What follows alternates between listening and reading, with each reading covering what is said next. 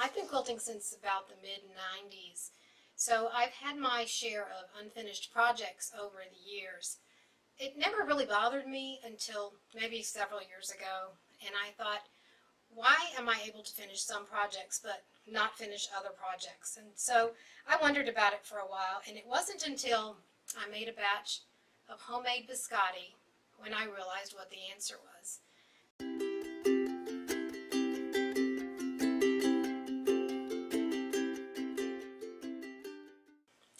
My mother used to love to watch cooking shows on TV, and her favorite show was Everyday Italian with Giada De Laurentiis.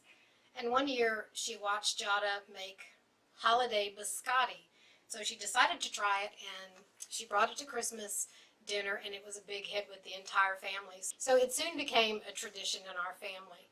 And we would gather, some of us would gather at Mom's house a few weeks before Thanksgiving, and we would make several batches. We would show up, and she would have everything lined up. So the eggs and the butter would be here in room temperature, and whatever we needed to measure, those would be right next to it. And then the flour and the sugar and all the measuring cups and measuring spoons.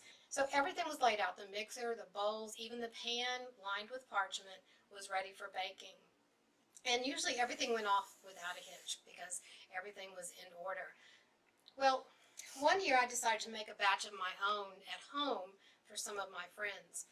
And I thought, you know, in typical Carol fashion, I don't have to lay all this stuff out. This is my kitchen. I can just go get whatever I want when I need it. So I took out, the mixer and a couple of the ingredients, and I might have even preheated the oven. I'm not sure.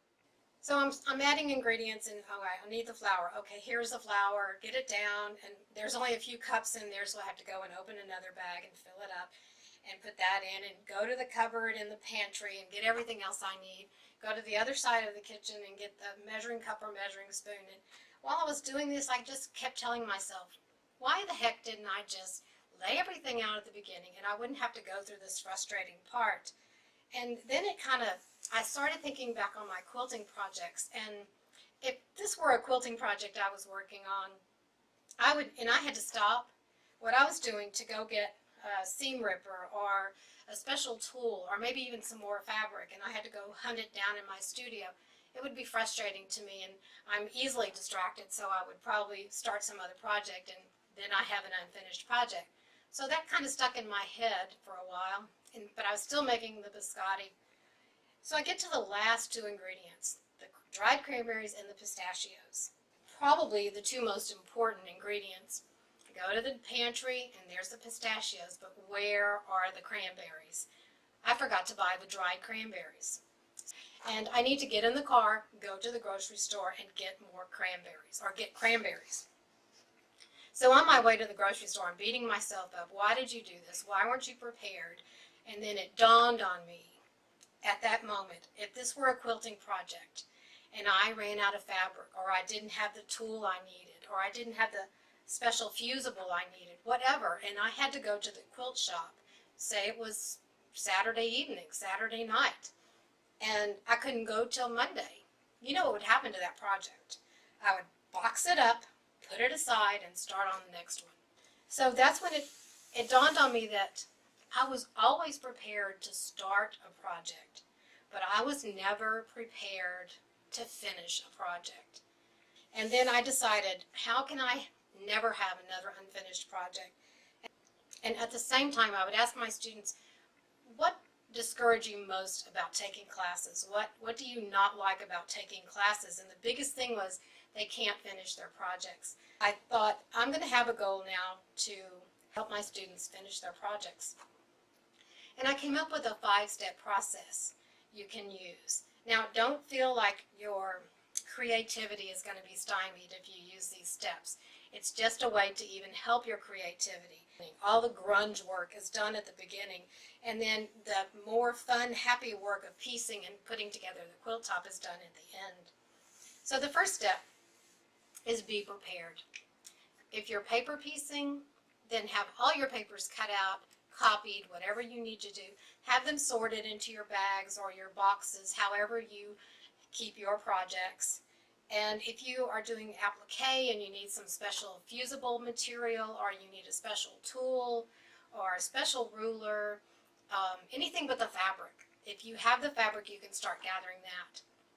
And then the second thing is, once you have everything prepared, then you go purchase the fabric. And people say, well, why can't I just get the fabric at the beginning? Well, you can, but if you're like me, as soon as I get that fabric home, I want to cut it up. I just want to get busy and cut it up and start sewing it back together again. Well, if you're not prepared, you can't do that. You'll start cutting maybe, but you'll have to stop, and then you'll have to go get what you didn't have done already, or you'll have to go purchase something else, and that's going to start you on the road to an unfinished project. So after you have all your fabric, then you start cutting. Cut up everything you can. If your project needs 350 3-inch squares, cut up all those squares. Put them in nice little bags or little dividers, however you organize your materials. If you're paper piecing, now is the time to cut up all your templates and have all your fabric pieces ready and in order, so you can just pick up something and start working on it. So that's the third step, is to cut all your fabric. The fourth and fifth steps are the most fun. The fourth step is the piecing.